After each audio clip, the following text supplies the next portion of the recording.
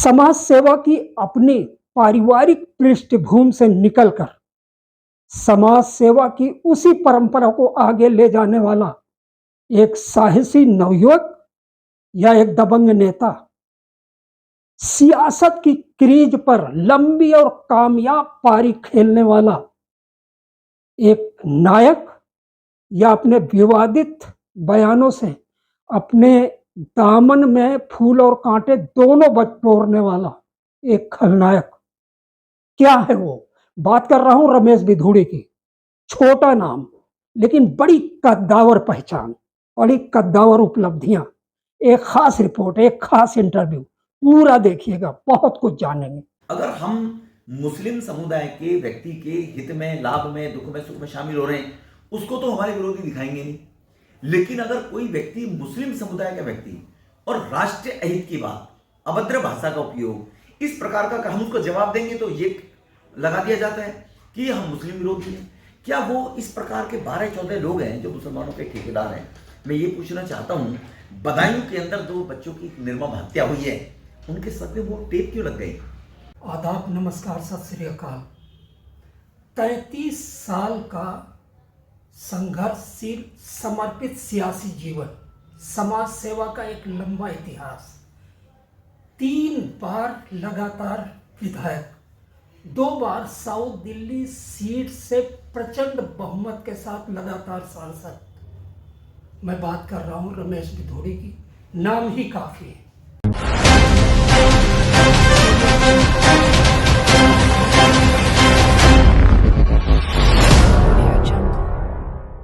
बदली हुई परिस्थितियों में जो गठजोड़ हुआ है आम आदमी पार्टी और कांग्रेस का, और उनका संयुक्त उम्मीदवार उतरा हुआ है। दूसरी चीज, 10 विधानसभाओं में ज्यादातर पर आम आदमी पार्टी का विधायक बैठा है। क्या इस बदले हुए समीकरण का असर बीजेपी के खिलाफ नहीं पड़ा? देखो, ऐसा नहीं है। कोई ये मान ले कि भाई कांग्रेस के कोई लीडर है, उसकी जेब में सारी वोट रखी है, किसी को डलवा देगा। अब मतदाता समझदार है, मतदाता समझता है, और उनका कृत्य और काम और देश के प्रधानमंत्री के काम में लोग अंतर देखेंगे ना जी। कांग्रेस का 65 साल को लोग कैसे भूल जाएंगे? केजरीवाल साहब ने जो कहा उसको लोग कैसे भूल जाएंगे? मैं सुशासन लेकर आऊंगा। एक व्यक्ति भ्रष्टाचार समाप्त करने के लिए आया था, लोकतंत्र बहाल करने के लिए नहीं आया था। उन्होंने कभी नहीं कहा था कि लोकतंत्र खतरे में, 13 में, 12 में। क्या कहा था? भ्रष्टाचार के कारण देश भ्रष्टाचार के आकंठ में डूबकर गरीबों का हक अधिकार नहीं मिल रहा है, लोग त्रस्त हैं। तो आज दुहाई क्या दे रहे हैं? लोकतंत्र खतरे में है, क्योंकि खुद भ्रष्टाचारी हो गए। तो खुद भ्रष्टाचारी होने के बाद लोगों की समझ तो बढ़ेगी ना, लोग इस बात को तो समझेंगे। तो पिछली बार भी दोनों का वोट अगर मिला लिया जाए, कांग्रेस की आइडियोलॉजी को वोट पड़ा, आम आदमी पार्टी की आइडियोलॉजी को वोट पड़ा, तो अभी 57% वोट मोदी जी के नेतृत्व में मिला है। तो 57% का मतलब है कि 12 लाख वोट अगर पिछली बार भी पड़ा तो 12 सत्ते 84 लाख वोट, 84,000 वोट इन दोनों के वोट से ज्यादा था, 50% से ज्यादा। सर, आपने अभी भ्रष्टाचार की बात की। विपक्ष तो आरोप लगा रहा है कि देश का सबसे बड़ा भ्रष्टाचार इलेक्टोरल बॉन्ड की शक्ल में हुआ है। क्या कहेंगे आप? नहीं, देखो, ये तो हर आदमी अपनी अपनी बातें कहते हैं। कौन सा इलेक्टोरल बॉन्ड? केजरीवाल साहब या कांग्रेस के लोग अपनी गिरबान में झांके, उनको तो कहने का अधिकार ही नहीं है। कोई नया जैसा आंदोलन जीवी केजरीवाल आके भाषा बोले जिसको लोगों ने अजमाया नहीं है, तो वो तो लवे लग जाएगा। कांग्रेस उंगली उठा रही है कि अपने गिरबान में झांके कि पैर के अंगूठे से लेकर सर की चोटी तक हर क्षेत्र में भ्रष्टाचार में डूबी थी। केजरीवाल साहब को लेकर अगर बात करें तो शराब घोटाला, जल बोर्ड घोटाला, ऑडिट ही नहीं हुआ 10 साल में जल बोर्ड का। क्यों नहीं किया भाई? आप कहते थे कि सभी राजनीतिक पार्टियां अपने खाते, अपने काम सब नेट पर डालेंगे और लोगों को देखने का अधिकार है। केजरीवाल साहब आपने 10 साल में क्यों नहीं डाला? ये भी तो केजरीवाल अपनी गिरबान में झांका ना। तो अब इलेक्ट्रोल बॉन्ड पे जाएंगे, वो पैसा उस शराब कंपनी ने भारतीय जनता पार्टी को दे दिया, उस पर भारतीय जनता पार्टी क्या कह रही है? ये बेकार की बातें हैं। राजनीतिक पार्टी को चेक के द्वारा, 1 नंबर के द्वारा कोई भी अगर फंड देगा, उसके काम को खुश होकर तो हर राजनीतिक दल लेता है। किस राजनीतिक दल ने फंड नहीं लिया जी? तो ये सुप्रीम कोर्ट ने अच्छी बात है और परत खुल जाएंगी, इसमें संज्ञान लेकर आगे बढ़ाया है। तो अपनी गिरबान में झांकने वाले व्यक्ति दूसरे पर उंगली नहीं उठा सकते। सर, केजरीवाल अंदर चले गए 10 दिन के रिमांड पर। क्या इसका असर संवेदना की लहर चलेगी इस इलेक्शन में? इसका फायदा आम आदमी पार्टी के संयुक्त उम्मीदवार को मिलेगा? हर चीज के लाभ और हानि बराबर चलते हैं। लाभ कितना मिले अलग बात है, हानि कितनी मिले अलग बात है। भारतीय जनता पार्टी जनता तक इस सबसे ज्यादा पहुंचाने में कामयाब हो जाएगी तो भाजपा को लाभ मिलेगा। आम आदमी पार्टी के लोग और कांग्रेसी संवेदनाएं सिंपैथी के रूप में लोगों में जा जाकर रोना पीटना शुरू करते हैं, उनको लाभ मिलेगा। ये भविष्य के गर्भ में छुपा हुआ है।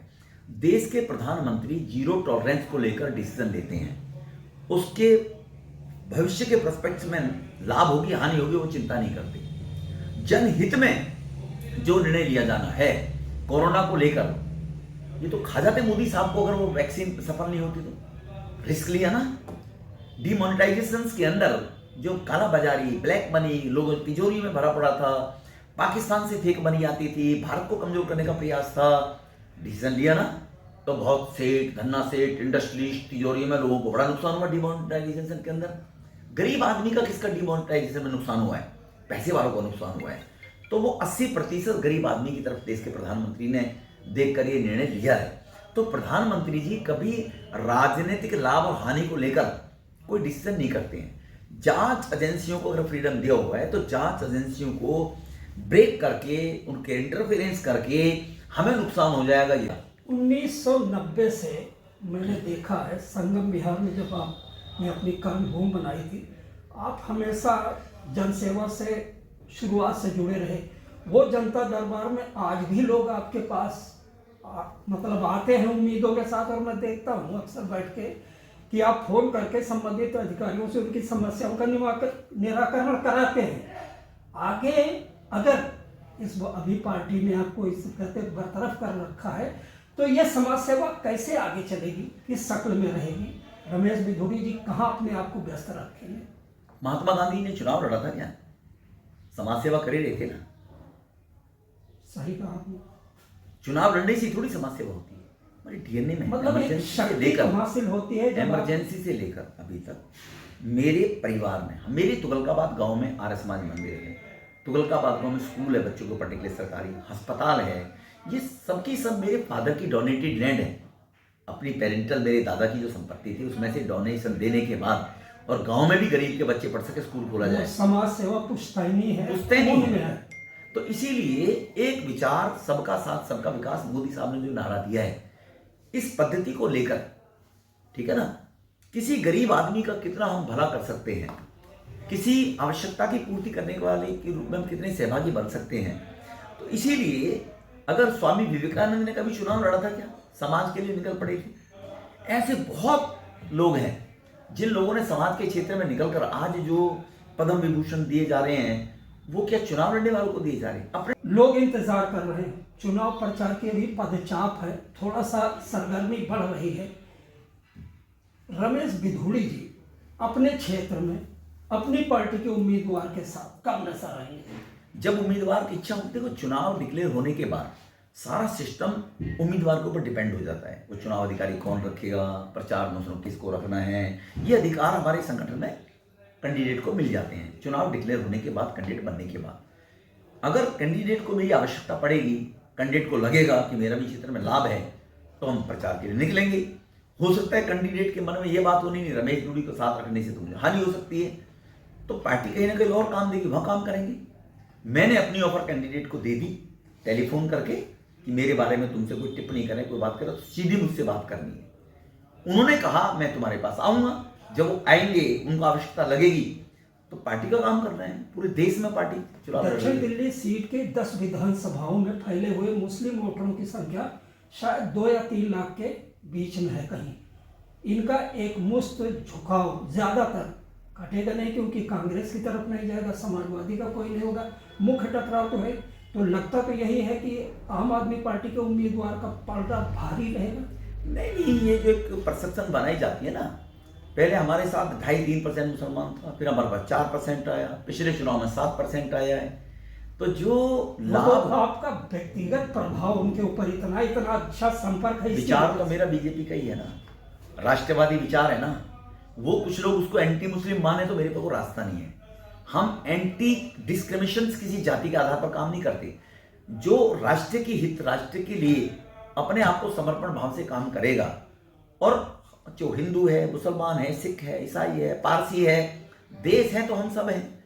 तो 7% मोदी जी के नेतृत्व में पिछली बार हमारा वोट परसेंटेज बढ़ा है, तो आगे भी वोट परसेंट मुसलमान का हमारे साथ बढ़ेगा। ऐसा नहीं है कि भाई 2-2.25 लाख अगर मुस्लिम वोटर है तो 2.25 लाख में से हमें एक भी मुस्लिम वोटर नहीं मिलेगा। और चाहे हेल्थ के मामले में लेकर हो, प्रधानमंत्री राहत कोष में बीमारी के कारण, चाहे स्कूली बच्चों बैग बांटने के कारण हो, चाहे पोषण अभियान के तहत हो, तो क्या हमने टीका देकर मुस्लिम बहनों की पोस्ट देखना मेरे फेसबुक पर जाकर, क्या गर्भवती गरीब बहनों ने मुस्लिम बहनों को पोषण अभियान की किट नहीं दी गई है? क्या उनके बच्चों को बैग नहीं दिए गए? क्या सेंट्रल स्कूल में उनके 6 एडमिशन किसी जमाने में मोदी साहब ने खत्म कर दिया, 6 एडमिशन हुआ करते थे। तो अगर कोई मुस्लिम परिवार का बच्चा है स्कूल के बराबर में, हमने उनको सेंट्रल स्कूल में दाखिले कराए हैं।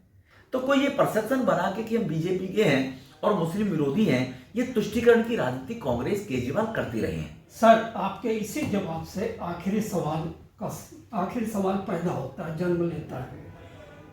मैंने भी देखा है काफी टाइम से इस क्षेत्र के मुसलमान बड़ी संख्या में अपनी समस्याओं को लेकर यहाँ आते हैं।